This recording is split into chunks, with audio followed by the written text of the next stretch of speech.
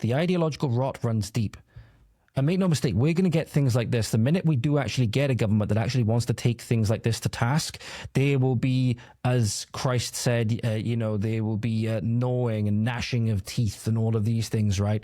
Make no mistake about it. So in America right now, with Trump and all of these things cracking down on DEI and all of these things, the disgusting leftist religious ideology in schools and stuff like that, without indoctrinated teachers and with how deeply entrenched the unions are within them now that are funding this and perpetuating this also, we are going to see things like this happening in the UK as well when the government does want to take it to task, when we do get a government that does take it to task. So what you're going to see at the University of Iowa, there was an undercover video recorded of a teacher, I believe it was, or an official at the university, talking about and bragging about how she and the others at the school have been taking steps to operate around state and federal DEI bans and saying, I am proud of the fight. Make no mistake, these people do think that they are revolutionaries. These people do think that they are in, the fight for their lives, a fight for their religion. They do think that. That's what I mean. They're not going to give this up easily. They're not going to give this up easily. And they're going to find every little thing which they can exploit, every little way that they can try and hide, obfuscate, quote unquote, fight against the changes that they don't want to see, despite the fact that they will be changes for the good. Okay. And we will see things like this in the UK when our time comes as well. We need to be prepared for that. Make no mistake about it. I say maybe February, March, our communications person came in and was like, hey, we have to redo our websites per the regents to take off diversity, equity, inclusion, anything like that, any buzzwords. So they swept our websites. So it's not there anymore. So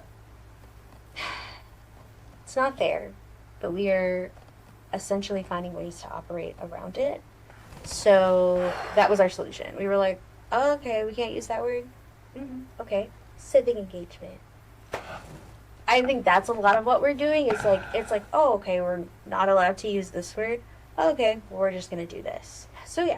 There we go. So again, quite clear there, explaining how they're going to try and get around it. And this harkens back to my conversation with Kimberly Isherwood as well, where I say these people try and dress it up in cutesy language and everything like that. Say, oh no, it's not diversity or anything like this. It's civic engagement, all of these things, right?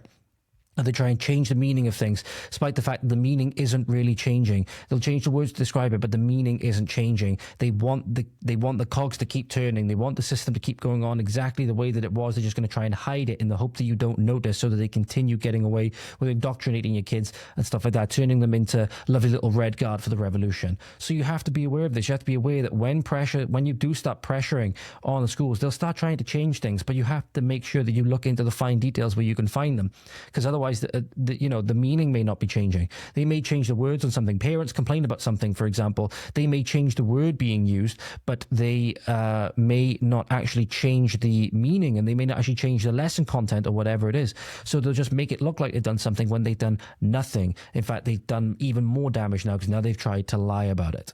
So again, these people actually do believe they're in this kind of fight against what they perceive as evil, and I fully understand that. Sad thing is, they are on the evil side. They are on the evil side.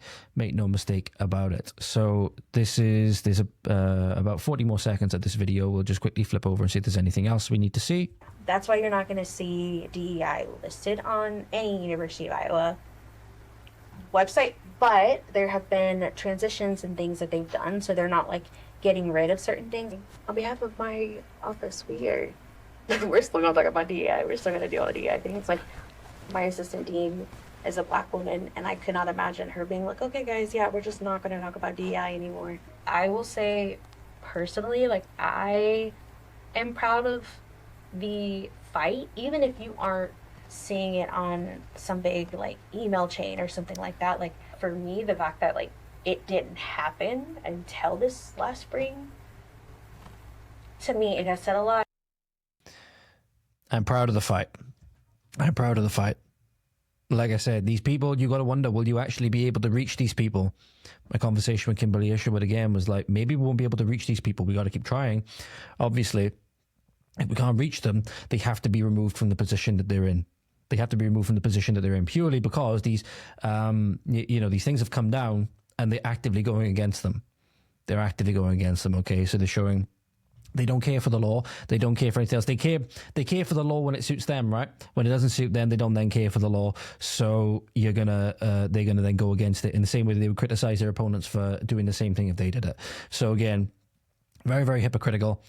And yeah, these people need to be removed. These people need to be removed. But make no mistake, we're going to be seeing this in the UK as well when a government does decide that they want to take diversity, equity, inclusion to task, all of these things. You're even seeing little things like this with the British government anyway. As I've mentioned time and time again, the British government very, very insidiously already tries to dress it up and make it seem different to what it is in the States, for example. They want to do the same thing, but they use the word equality. And obviously you can look at equality of opportunity and equality of outcome. Okay, so again, if you say you're against equality, well, instantly then that's going to turn a lot of people against you, even if they don't understand your point. Okay, you're instantly going to be guilty in the court of public opinion anyway. That's why they deliberately chose that word. That's why they deliberately chose that word in the Equality Act. In the Equality Act, which has been the biggest thing that's really pushing through this anti-racism, transphobic agendas, all of these things, right? Well, I suppose the quote-unquote transphobic and quote-unquote racist stuff has been the stuff that's been in response to it, which, if you look at it, you know, the stuff that the anti-racist crowd are saying now, which is just reverse racism, is stuff that would have been condemned as racism. You only got to go back about 10 years ago, you know, not even that. But obviously then they try to change definitions. They try to change definitions of racism, for example, whereas before it was just unfair prejudice based on someone's race. Now they got to change it to do with like systemic injustice and all of these things. And they try and rewrite the definitions then, which is why old dictionaries are going to be some things which I think the government are going to be targeting in possibly the near future as they try to rewrite definitions and all of these things. That's a big aspect of 1984 is when they tried to rewrite dictionaries and make them smaller and smaller and smaller each time to confine people's ability to think by confining the vocabulary that they can actually use, right? But I think during the part of the story to do with 1984, they were, pardon me, I believe they were on the 10th edition of the Newspeak Dictionary, and they were in the middle of just finalizing the 11th edition, okay? So again, when you see them starting to rewrite these dictionaries in this way, it's another telltale sign that you're living in a totalitarian, dystopian system.